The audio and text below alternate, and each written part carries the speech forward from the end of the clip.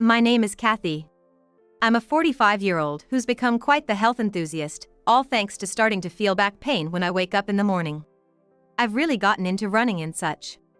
Now that I think about it, for the past few years, my wish has always been to stay healthy. Quite a change from my younger days when I wished to get along with the boy in the next class.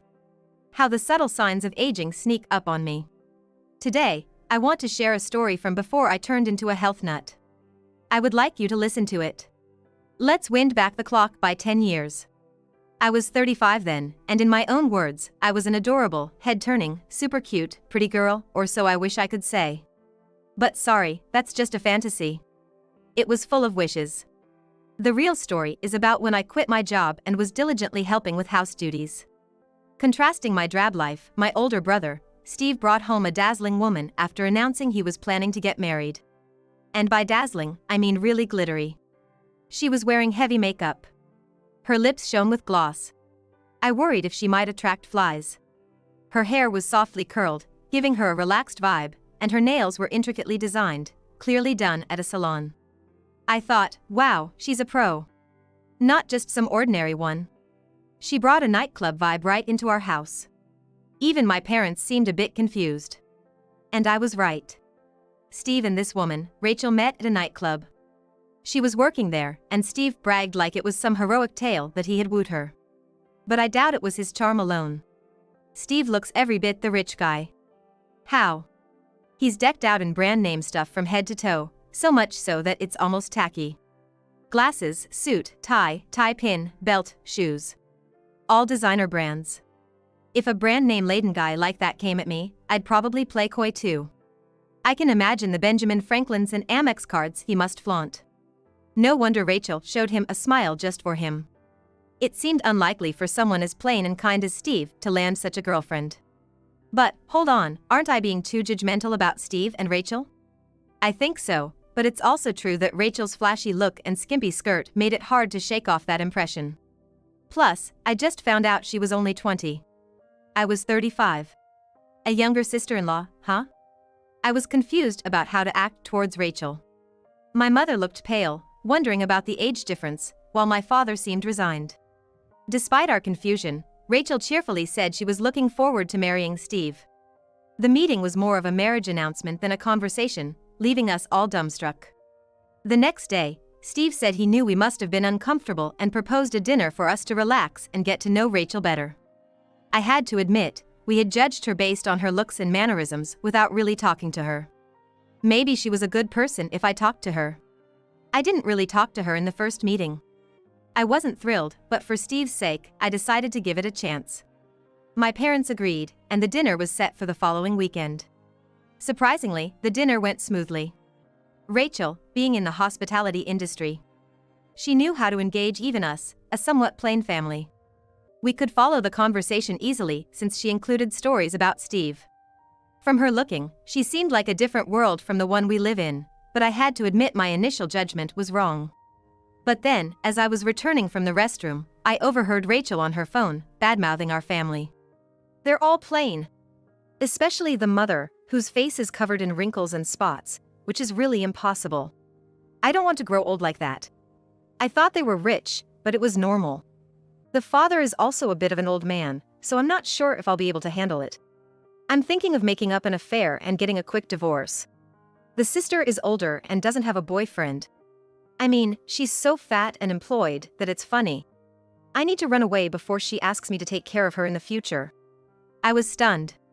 Was I hearing things? But no, there she was, cheerfully chatting away about bad things about my family. I was stuck. What should I do? Should I say, "What are you saying, whatever you want?" Or should I keep quiet? By the time I decided, she was back at the table. I reluctantly followed, not wanting to spoil the evening. The dinner ended without incident, but my family's view of Rachel skyrocketed, unaware of her true colors. Steve continued to hold dinners until the wedding, seemingly eager to integrate Rachel fully into our family. Our parents even started looking forward to these dinners, and Rachel's standing with us improved dramatically. I didn't record Rachel's phone conversation. I didn't even hear the other person's voice. And in front of my family, Rachel seems like such a nice girl. If I accuse her and she claims it's a misunderstanding or that I misheard, I might not be believed. Even now, I sometimes wonder if I really did mishear. But, darn it. Steve is my dear brother after all. What am I supposed to do? These thoughts have been troubling me for days. Then, one day, Steve said, Rachel wants to have a meal with you, just the two of you. Go to this place. Don't worry, I'll cover the bill, while pointing to a map of a restaurant. It was a pretty upscale Italian restaurant. Free food is nice and all, but why me specifically? It's kinda scary. But, being a jobless person with nothing better to do, I had no reason to refuse. So, off I went to the Italian restaurant. Kathy! Thank you for coming. Rachel greeted me with such enthusiasm when she saw me that, honestly, I didn't feel too bad. She really knows how to make people happy. I even started to doubt whether I had misheard that phone call. But as the meal progressed, the atmosphere started to feel a bit tense. Kathy, it was a while ago, but you heard my phone conversation, didn't you? Yes. That first dinner we had. Right after I returned to the table, you came back too. But just behind you, a woman who had gone to the restroom came out. There's only one stall in that restroom. You weren't in there together, right? Rachel chuckled. Wow, she's been keeping a close watch. True, I do remember a woman entering the restroom while I was overhearing Rachel's call. But I was so panicked by what Rachel was saying that I don't remember much else. I couldn't think of anything to say, so I just took a bite of my rice gratin. Aren't you putting food before conversation? You'll only get fatter. Realizing I was being provoked, I thought, this is a taunt, all right.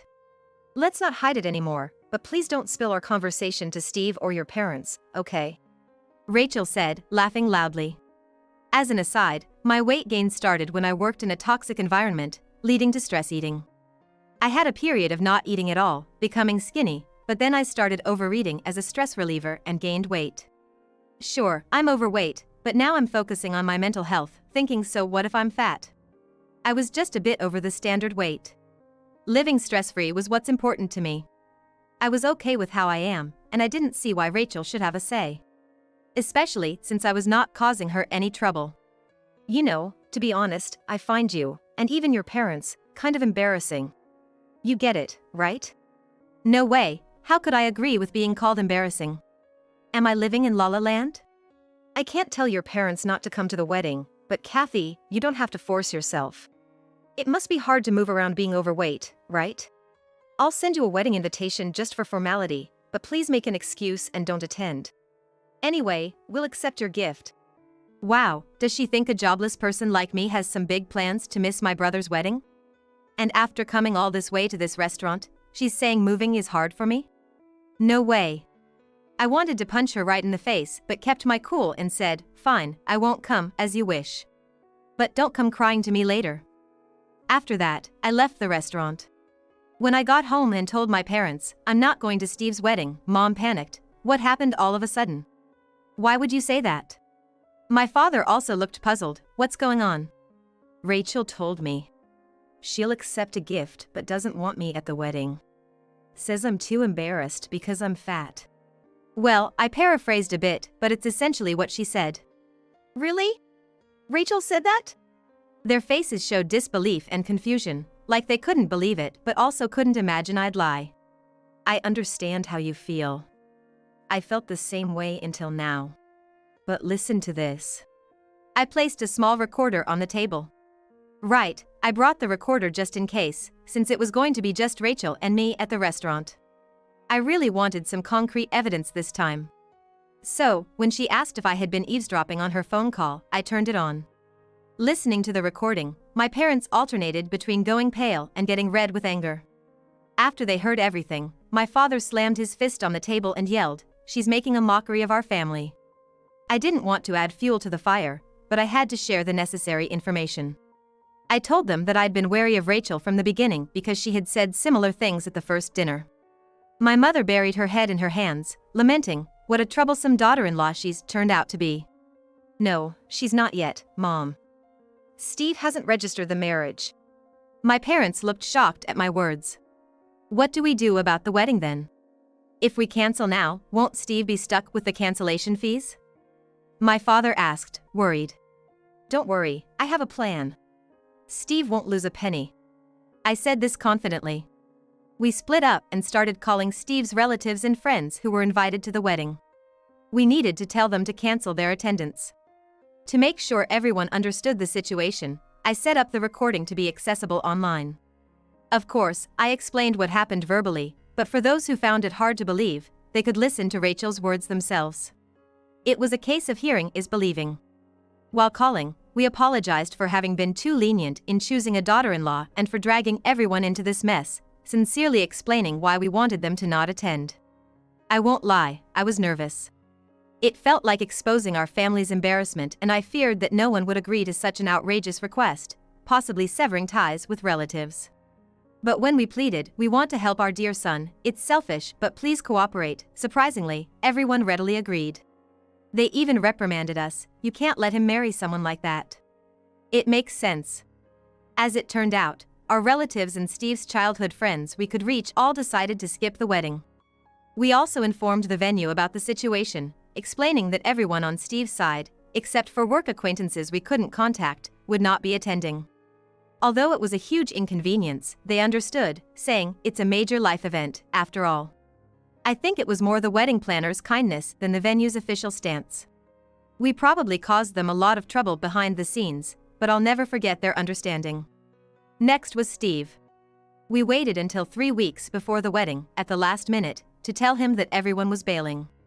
After he learned everything, he just stood there in shock and finally said, "I understand."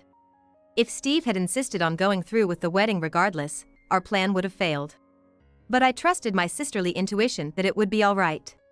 Then, on the night before the wedding, a storm hit our house.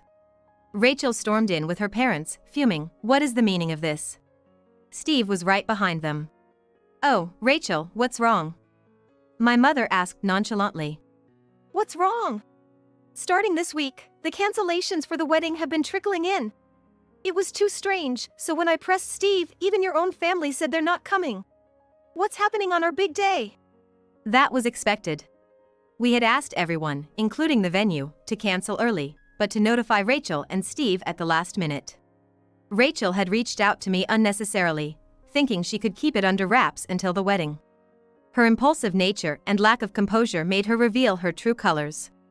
"Rachel said our family was embarrassed, so she didn't want your parents at the wedding. We just told everyone the truth and decided as a family not to attend." "Don't lie! Ruining such an important day with lies. The guest list is now less than half. How are you going to make this right?" Rachel's parents, in a near frenzy, hugged her, saying, "Poor Rachel. "What are you planning with all this? Do you want to call off the engagement?" Rachel's mother glared at us sharply. But it wasn't for us to answer. "Steve, you're not just going to stand there the whole time, are you?" I nudged my brother, who looked unsure of what to do next. "Oh. What do you want, Steve? It's fine if we don't attend, but the decision is yours. Do you still want to get married?" My father started to object, but I stopped him. It was important for Steve to make his own decision without regret. He had once vowed to marry this woman. Even if we tell him she's awful, it's hard to believe instantly. But Steve isn't a man without judgment. I trusted him. "I did love Rachel, and I really wanted to marry her. See? Steve is saying this, so you all need to understand the situation." Rachel, mistaking Steve's words as support, slipped up and addressed us informally. Steve noticed this change and smiled sadly. "I really have no eye for women. I hardly dated and got too excited about marrying a beautiful woman. You've always aimed too high despite a lifelong record of not being popular, Steve. Look at the mirror of reality. Right. Our family has a legacy of not being popular, tracing back to our great-grandfather. Embrace the plainness in your life." "Hey, I wasn't unpopular, you know." "Mom, lying is bad." We all teased Steve, who finally burst out laughing. "Well, it was nice to dream for a while. I've decided, I'm calling off the wedding." At that moment, our parents' faces lit up, and I high-fived them. "What are you doing? Making decisions on your own and all of you yammering about it." Rachel burst out. "Exactly. The wedding is tomorrow. Please take this seriously. What's this about the family being embarrassing?" Rachel's mother finally asked. I internally cheered. I was about to bring it up myself, but it's more impactful if they ask out of curiosity. Forcing them to listen would just be ignored. Glad you asked, I said and played the recording. Rachel's parents' faces gradually turned pale, but Rachel herself defiantly said, so what, it's just a recording. I've heard Rachel say various things about our family before. That's why she called only me to meet that day, and the recording itself is the best evidence that she wanted to talk to me. Rachel claimed it was all made up, but her parents hung their heads in shame. I'm sorry. Our daughter is entirely at fault. Rachel's father said first. We let her grow up too freely, causing trouble for you. I'm sorry. He apologized deeply, causing a bewildered Rachel to say, Wait, Dad. Why are you apologizing? Apologize right now. Rachel's mother raised her voice. I can't believe she turned out to be such a rude daughter. We believed in you and came here, only to be embarrassed like this. Don't make us apologize. What? Even Mom's against me now. That moment. Then, with tears in his eyes, Rachel's father slapped her cheek. Enough. Demanding large sums of money from someone's sister, mocking the family of the man you were going to marry. When did you become so disgraceful? Don't forget, you almost ruined Steve's life. Behind Rachel's father, who was laying down some harsh truths, Steve looked like he wanted to say, my life won't be ruined by this. Don't make a mess on your own. Seeing Steve's laid-back reaction, I almost laughed. It felt like our family's trait was showing through. Steve, Kathy, and everyone. I'm truly sorry for everything that's happened. Perhaps feeling that wasn't enough, Rachel's father apologized again and again. We had no idea Rachel was being so disrespectful. Not knowing makes it even more shameful. Just apologizing isn't enough to atone for the embarrassment and trouble we've caused. To be honest, I didn't feel embarrassed, but Rachel's father's sentiment was painfully clear. Let's cancel the wedding. What? But the wedding is tomorrow. Won't we have to pay the full cancellation fee? So what? We should be thankful it can be resolved with money. You've done something that warrants being scolded here and now. You should be grateful to Steve and his family for not doing so. Rachel's father yelled, red-eyed with anger, while her mother repeatedly apologized to us. Wait, Dad, I can't pay that. We will pay. You'll take however many years necessary to repay us. And from now on, we're cutting ties with you. A joke, right? Rachel, desperately pulling on her father's clothes, pleaded, Hey. Why am I being thrown out? Dad, do something, Mom too. You don't understand why you're being cast out, and that's why it's happening. If you understood, none of this would have happened. Rachel's mother said, looking at her with contempt. No way. Rachel collapsed, overwhelmed by the situation. I couldn't help but feel a bit smug at this unexpected turn of events. Serves her right. Even if I'm plain and was once overweight, I have my own strengths. Underestimating me comes with a price. Steve and everyone. Don't worry about the cancellation. We'll cover all the expenses incurred so far. I almost smiled, relieved at how smoothly things were going, but maintained a solemn face, thanking them. My parents, struggling to contain their joy, managed to keep their expressions ambiguous. Steve, out of Rachel's sight, silently cheered with a small victory gesture. I thought to myself, calm down a bit, he didn't do much. Within a month of the cancelled wedding, Rachel's parents brought us a gift, the cancellation fee, and an additional $60,000 as compensation. They had insisted on settling with us to avoid court and legal fees. We had trouble deciding on a fair amount, but eventually suggested an average sum. However, Rachel's father paid us the requested amount plus an additional $30,000. Honestly, I wasn't sure if we'd have received this much even if we went to court. Life isn't always like a story. Sometimes, you have to accept less than ideal outcomes. We're grateful for Rachel's parents' sincerity. As for Rachel, her parents took all her savings to cover the repayment and kicked her out with nothing. She hopped between friends' houses and sometimes resorted to sleeping in stations, almost homeless. Her parents accepted this as her just desserts, a tough love approach to teaching their once spoiled daughter a lesson. I think he pushed the lion cub down the valley with extraordinary determination. Once a month, she shows up to make payments, so we know she's alive, her parents said with a complex smile. Fast forward 10 years. Steve, determined to get married, actively engaged in matchmaking and married a woman who worked in a restaurant and was an excellent cook. Being a food enthusiast, Steve was literally won over by her cooking. Now married, they rarely eat out, with Steve eagerly returning home for his wife's cooking. As for me, I had enough of corporate life and became a freelance translator. My previous job, dealing with foreigners, gave me a good language foundation. Realizing the demand for freelance translators, I studied hard and achieved my goal. Now, I earn significantly more than I did as an employee, working in a much more relaxed environment. Focusing on my studies curbed my overeating, and I returned to my pre-employment weight. No longer overweight or underweight, I'm just average, which feels great. Well, I don't know if I'm proud of the average. At least for me, I had a hard time becoming an average, so I'm really happy to be back to normal. And thanks to my work, if I may say so myself, I even married a handsome man. Introducing him to my family post-Rachel incident, they joked, "You're being fooled and no way a guy like him falls for your plain jeans." My husband said he loved my plain features. Just to be clear, my husband has no ill intentions at all.